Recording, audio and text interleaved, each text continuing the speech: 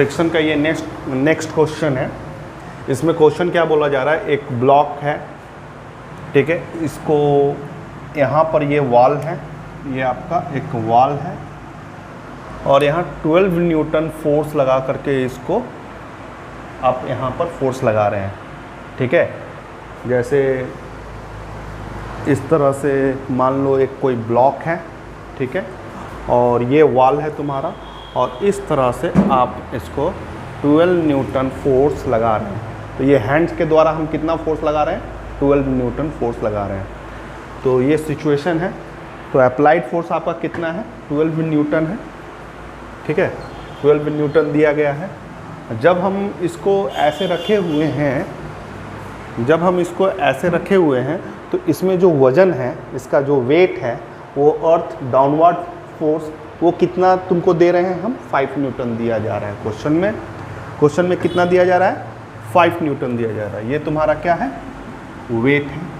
ये तुम्हारा क्या है, अप्लाइड फोर्स है, जो ये टिक करके रहे, अप्लाइड फोर्स है। तो ये दो फोर्स दिया गया है। इस बार कोफिशिएंट ऑफ फ्रिक्शन दो तरह का दिया गया है इस क्वेश्चन में। एक म्यू एस करके लिखा हुआ है, जिसे स्टैटिक फ्रिक्शन में यूज़ करते हैं, और एक म्यू के, जिसे काइनेटिक फ्रिक्शन में कोफिशिएंट को यूज़ करते हैं। ये दोनों आपको दिया गया है।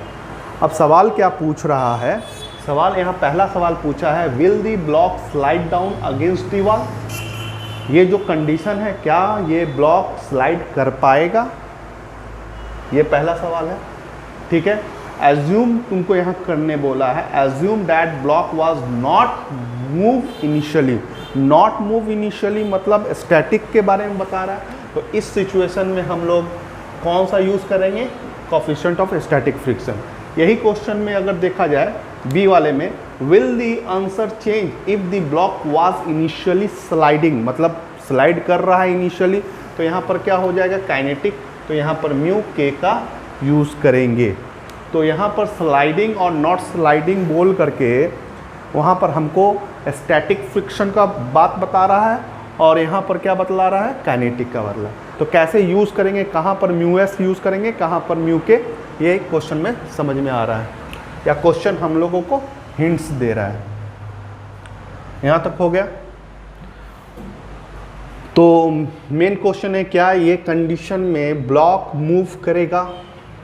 तो ब्लॉक ये मूव नीचे की ओर करेगा या नहीं करेगा, ये तो डिसाइड लिमिटिंग फ्रिक्शन करेगा। इसका मैक्सिमम अपोजिंग फोर्स कितना है, ये डिसाइड करेगा आपको, ठीक है, कि ये स्लाइड करेगा या नहीं करेगा। तो इसका सबसे पहले आप ये देखिए कि इसका फ्रिक्शन किधर लगेगा। तो बॉडी मोशन किधर करेगा, जैसे बॉडी को जिस तरह से रखा गया है, ये इस तरह से स्लाइड करेगा। ऐसे तो ये स्लाइड कर नहीं सकता, ऐसे तो मोशन में आ नहीं सकता, क्योंकि वॉल लगा हुआ है, यहाँ कांटेक्ट हो रहा है। तो कांटेक्ट अगर हो रहा है, ठीक है, तो एक फोर्स तो इधर लगेगा, एक फोर्स इधर लगेगा, नॉर्मल फोर्स जो कि N1 मान लेते हैं, और एक बॉडी लगाएगा N1, जो कि बॉडी वाला को नहीं लेते हैं। हम लोग समझ चुके हैं, बॉडी वाले फोर्स को नहीं लेते हैं। वॉल के द्वारा यहाँ पर एक फोर्स लगाएगा, जो कि नॉर्मल फोर्स होगा, उसका डायरेक्शन और आगे बढ़ा करके दिखा देते हैं, जो कि N1 है, ठीक है। तो नॉर्मली इस क्वेश्चन को क्या ट्विस्ट किया करने का कोशिश किया है, जैसे टेबल पर नॉर्मली इस तरह से ज़्यादातर क्वेश्चन रहता है। अब स्टूडेंट इसको रटने वाला हिसाब किताब बना लेता है, जैसे हमेशा उसको ऐसा ज़्यादातर कंडीशन मिलता है, तो mg ऐसे लिखता है और नॉर्मल इधर।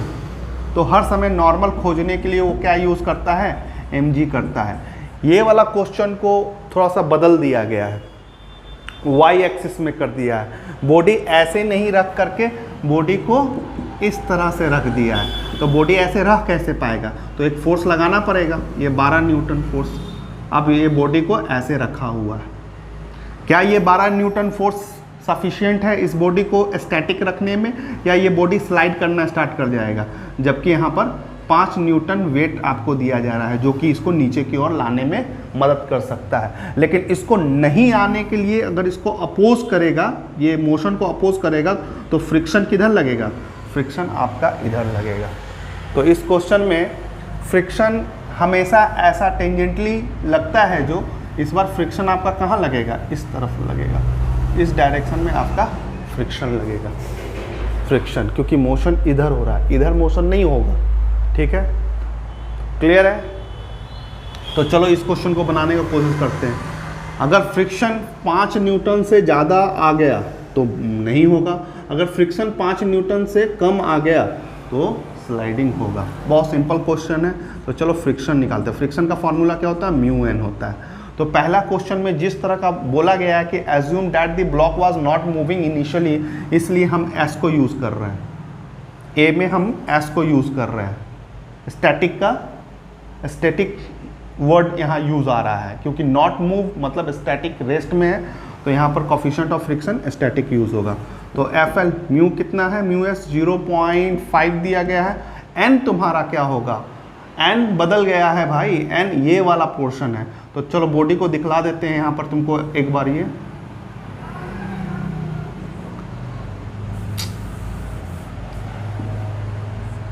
बॉडी ऐसे है, तो यहाँ कॉन्टैक्टिंग फोर्स है, तो इसका नॉर्मल एन यहाँ होगा।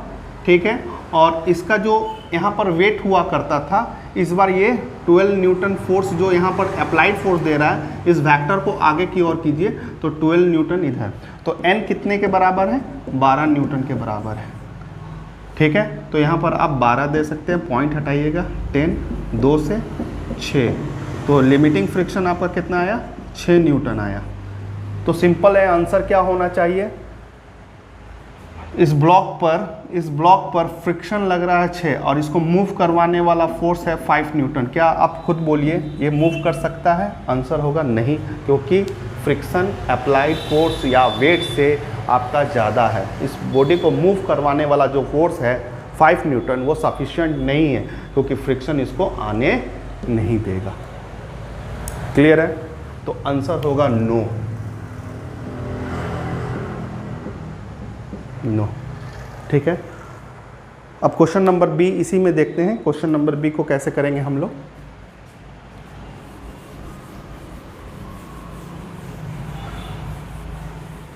क्वेश्चन नंबर बी में एक छोटा सा चेंज किया है कि ये आप एज्यूम कर लें कि इनिशियली वो स्लाइड कर रहा है।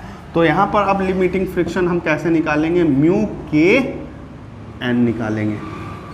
तो म्यू के यहाँ पर 0.4 होगा और एन तुम्हारा वही 12 न्यूटन होगा, क्योंकि कांटेक्ट इधर है, तो नॉर्मल फोर्स को बैलेंस कौन कर रहा है? 12 न्यूटन। तो यहाँ पर 12 हो गया, पॉइंट हटाओगे, यहाँ पर 10 आएगा, 2 से 5 से यहाँ पर 24 हो गया, 5 हो गया। इसको डिवाइड करके देखोगे तो 4 से दोगे तो यहाँ 20 होगा, 4 होगा, पॉइंट दिया तो 40 होगा, 8। ठीक है, तो ये 40 कट गया। तो इस बार लिमिटिंग फ्रिक्शन कितना आ रहा है? 4.8 न्यूटन आ रहा है।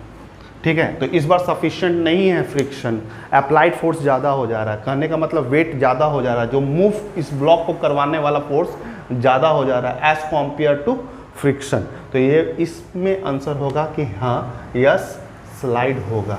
इसमें स्लाइड होगा, आंसर चेंज होगा। हाँ, एकदम आंसर चेंज होगा। इसमें बॉडी ब्लॉक स्लाइड नहीं होगा और इसमें स्लाइडिंग स्टार्ट हो जाएगा।